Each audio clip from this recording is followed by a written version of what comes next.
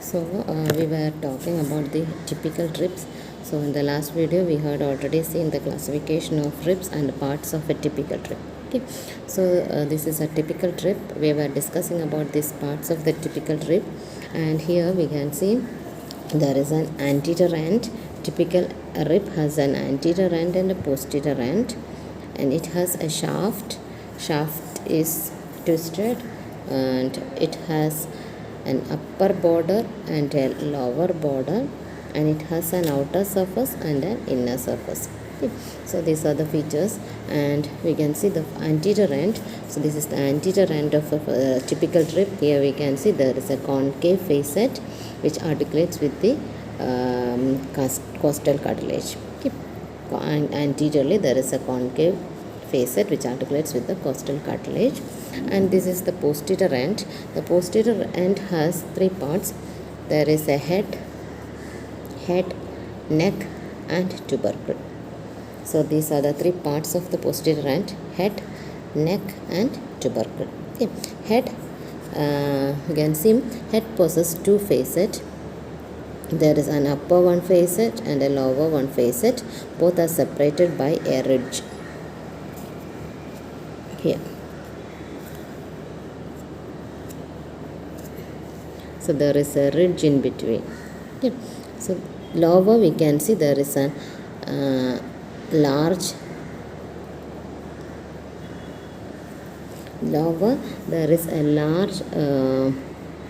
facet which articulates with the numerically corresponding vertebrae. Okay, both articulates with the vertebrae, and this lower large facet which is articulates with the numerically corresponding. That means if it is third or fourth rib, if it is the fourth rib, we can see this facet will articulates with the fourth vertebrae.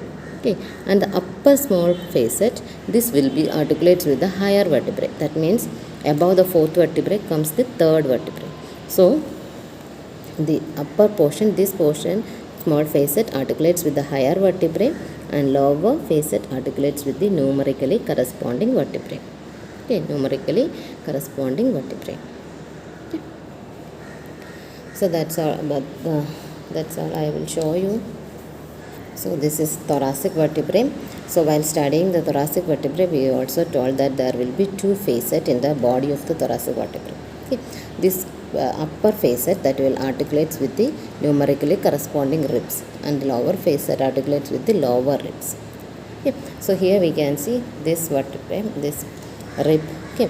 So this rib, the lower facet of this rib will be articulating with the, like this, it will be articulating this one. Okay. Upper this is the upper facet. So the lower facet of the rib articulates with the upper facet, like this. Okay. So that this upper facet, here we can make out, this is the upper facet. So this upper facet will be articulating with the higher vertebrae. Like this will be the articulation. Okay. Here we can see. So this is the body, like this it will be articulating. Okay. So the upper portion, this facet will be articulating with the higher vertebrae. Okay. So that's about the articulation.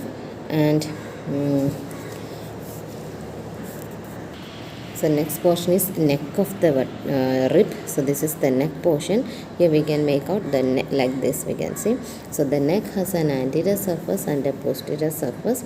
It has a superior border and an inferior border. Okay. So this anterior surface is smooth, and it will be neck is smooth, and posterior surface is rough. Here. This is rough, and there is a superior border. The superior border is otherwise known as crest of the neck.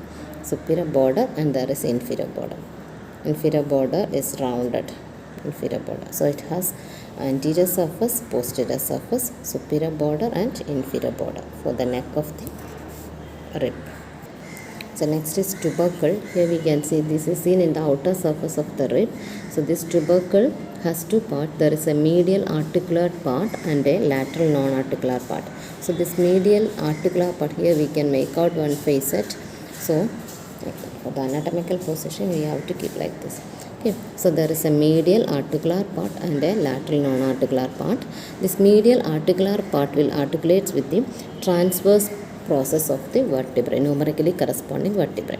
So like this will be articulation, and this is the transverse process. Okay, so this tubercle will be articulating with the transverse process like this. Okay. So you can see this one. So here the body will articulate with the head, and tubercle will be articulating with the transverse process. See like this. So we already seen there is a facet in the transverse process here. Okay, so that will articulate with the medial facet, medial part of the tubercle like this. This is the articulation. Okay, like this it will be articulating. Okay, so tubercle has a medial articulating part and lateral non-articular part. Two parts for the tubercle. So these are the parts of the posterior end. Posterior end has a head, neck and a tubercle. Okay, then coming to the shaft. So this is our shaft. So while keeping in the anatomical position, we have to keep like this. So we can make out the shaft is curved, not straight. It is curved and convex outer. So outer part is convex and inner part is concave. Okay, and it has two surfaces. Here we can see it has two surfaces. So there is an inner surface and an outer surface. There are two borders. There will be an upper border and a lower border. Okay, two borders and two surfaces. Okay. And this. So the surfaces has an outer surface and inner surface, the superior border and inferior border. So the outer surface is marked by a bend. So we can see 5 centimeter from the tubercle there will be a bending of the shaft. Okay, this is known as angle of the rib. Angle here we can make out it is not curved. Here there will be a bending. Okay, so this bending is known as angle of the rib. Okay, and the outer surface is marked by an oblique line also. Here we can see there is an oblique line. Okay, near to the angle. So that is the outer surface of the typical rib. Then inner surface, this is the inner surface. The inner surface is smooth and it is related with the pleura. Okay, it is covered by the pleura. Okay, and towards the lower part of the inner surface, here we can see there is a ridge. A thick ridge can be seen. Below the ridge there is a groove. This is known as costal groove, or posterior intercostal nerves and vessels passes through the groove. So there will be a ridge and a groove. Okay, in the inner surface. Okay, and superior upper border or superior border is thick and inferior border is sharp. Inferior border is sharp. So these are the features of the typical rib. Okay. So next is first rib. Okay. So this is one atypical rib, first rib. So we can see it is the shortest rib. Actually, we can see this. This is one rib. So this is the shortest rib and most curved ribs. Okay. So it has an anterior end and a posterior end. Here we can see the anterior end is this rib. We can see both are first rib. Okay. And this is we can see the anterior end is broad and posterior end is rounded comparing to anterior end. Okay, and the anterior end bears a concave facet which articulates with the first costal cartilage. Okay. And coming to the posterior end, this is the posterior end. Posterior end has a rounded small head, which bears only one facet. Here we can see there is only one facet which articulates with the first thoracic vertebrae. Okay, first thoracic vertebrae, only one facet, and there is a rounded neck. There is a rounded neck, not flattened neck. There is a rounded neck comparing to the typical vertebrae. There is a rounded neck and there is a prominent tubercle. So this prominent tubercle will articulate with the transverse process of the first thoracic vertebrae. Transverse process of the first thoracic vertebrae. And we can see this tubercle, same at that level of tubercle itself, there is the angle is coinciding. Okay, both are seen in the same point. Tubercle, same point, we can make out the angle of the first rib also. Okay, then so these are the three parts of posterior end head. There is a rounded small head which articulates with the first thoracic vertebrae, and there is a rounded neck, and there is a prominent tubercle which articulates with the transverse process of the first thoracic vertebrae. Okay. Then coming to the shaft, so here we can see this shaft. It is not like the typical vertebrae, so typical rib. So the shaft is flattened from above downwards. Okay. It is flattened, and so it has an outer border and inner border, and there is a superior surface and an inferior surface because it is flattened. Okay. So there is an outer border and inner border and has superior surface and inferior surface. Okay. So superior surface, we can see this is a superior surface which is rough. The superior surface is rough and marked by two grooves. Here we can see one groove and another groove. Okay. Both grooves are separated by a ridge here, a ridge, and this ridge will end in a tubercle in the inner border. This is inner border. So the inner border, we can see there is a tubercle that is known as scalene tubercle. Scalene tubercle. Okay. So in the superior surface has two grooves, one groove and another groove. Both are separated by a ridge, and this ridge will ends in a tubercle that is known as scalene tubercle, which is seen in the inner border. Scalene tubercle. Okay. Then coming to the inferior surface is smooth and there is no costal groove. Inferior surface is smooth and there is no costal groove for the first rib. Okay. Then borders, there is an inner border and outer border. So the inner border we can make out the scalene tubercle. Okay. The inner border is thin also, and the outer border is thick. It is more thick in the posterior portion, and it will be thin when comparing to the anterior end. Okay. So these are the features of the first rib. So first rib, it is having an anterior end, a broad anterior end comparing to the typical rib. This is the typical rib. So comparing to the typical rib, there is a broad anterior end and a rounded posterior end. The posterior end bears a head, neck and tubercle. Okay. And in shaft has an inner border and an outer border, and it has a superior surface and inferior surface. Okay. So these are the features of the first rib. Okay. So the grooves of the upper surface, they are the the grooves are for the subclavian. So this groove, so this is the anterior end and posterior. So this is the anterior groove and this is posterior groove. So this anterior groove is for the subclavian vein and the posterior groove is for the subclavian artery. Subclavian artery. Okay. These two grooves. Subclavian groove. Then there will be a ridge which ends in a tubercle. Scalenous tubercle. So these are the features of first rib. This is the second rib. Okay. Second rib, another atypical rib. This is second rib. So this size, it is actually twice the size of the first rib. Okay. Twice the size of the first rib. Okay. And it also is sharply curved like the first rib, and it also has an anterior end and a posterior end. Anterior end articulates with the second costal cartilage, and then the posterior end, same posterior end has a head, neck and tubercle.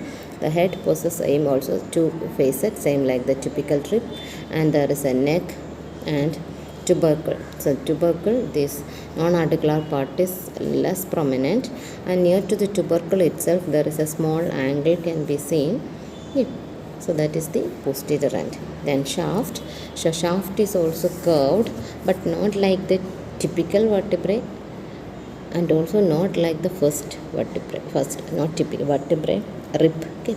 Not like the typical rib or like the first rib. Here we can see it is in between these two. Okay. There is an outer surface for the shaft, but this is not facing outward. It is more facing superiorly. Okay. facing upward than the outward. That means here we can see, make out. So this is the anatomical position of the rib. Here we can see the outer surface is not like this. Okay, it is actually like this in between the typical and first rib. It is not flattened but not outward. Okay, like this. So it is more upward than outward. Okay, so that is the outer surface, and in the outer surface there is marked by a large tubercle. Here we can see a large tubercle, so which gives attachment to the serratus anterior muscle. So this is the one prominent point for the second rib. Okay, the large prominent tubercle in the outer surface, this one. So while viewing this tubercle, we can make out the second rib. Okay, so there is a large tubercle will be seen in the roughened tubercle will be seen in the outer surface. And coming to the inner surface, same like outer surface, it is not facing downward and it is not facing inward. Okay, so it is slightly in between the downward position and the inward position. Okay, it is like this, the slanting position. Okay, and it also is smooth, and towards the posterior end it presents a small costal groove. Near the posterior end there is a small costal groove.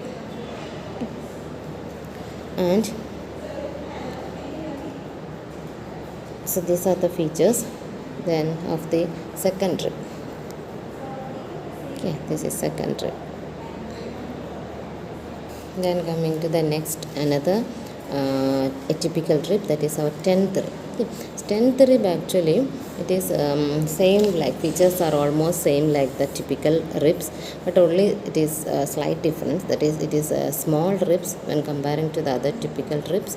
It is small, shorter, and it possesses only this is actually a typical rib, not 10th one, but instead of these two facet, the 10th rib there will be only one facet can be seen, only one facet. All the features are same like the typical ribs. Okay, only one facet instead of two facet, only one facet can be seen in the head. Okay, that is the only difference of the 10th rib with the typical rib. And next two ribs are the 11th and the 12th ribs. So the 11th rib, there is the difference is they both having the tapering ends. The anterior end will be pointed. Okay, pointed anterior ends can be seen, and posteriorly there is the costal groove, a slightly small costal groove can be seen, and also slight angle can be seen, and the other features are less prominent, and the neck and tubercles are absent. The neck and tubercles are absent in case of 11th and the 12th rib. Yep. And in case of 11th rib, we can see a slightly marked costal groove and the slightly smaller angle also can be seen. But in case of the 12th rib, everything is absent. 12th rib, here the anterior end also is a tapering, and posteriorly there is no tubercles, there is no tubercle, there is no angle, there is neck also is absent, neck and tubercle is absent, there is no angle, and there is no costal groove also. All these things are absent, and the anterior end will be tapering, pointed anterior end can be seen in the 12th rib. Okay, so these are the features of the 11th and 12th rib. Okay, 11th and 12th rib. So that's all about the ribs. So typical ribs and atypical ribs. Typical ribs are the 3rd, 4th, 5th, 6th, 7th, 8th and 9th are the typical ribs. Atypical ribs are 1st, 2nd, then 10th, 11th and 12th. Okay. So that's all about the ribs. Okay. And the applied aspect. So most commonly the fracture of the ribs occurs in that angle. Okay, angle is the most common fracture area in case of ribs. Okay. And in some cases we can see in some patients they have an additional ribs in the neck region, that is known as cervical ribs. Okay. Cervical ribs can be seen that will be attached to the first rib. from the neck region to the first rib. So that is known as cervical rib. Okay, so there will be cervical ribs in some persons. Okay, these are the things you have to go through while reading the ribs. Okay.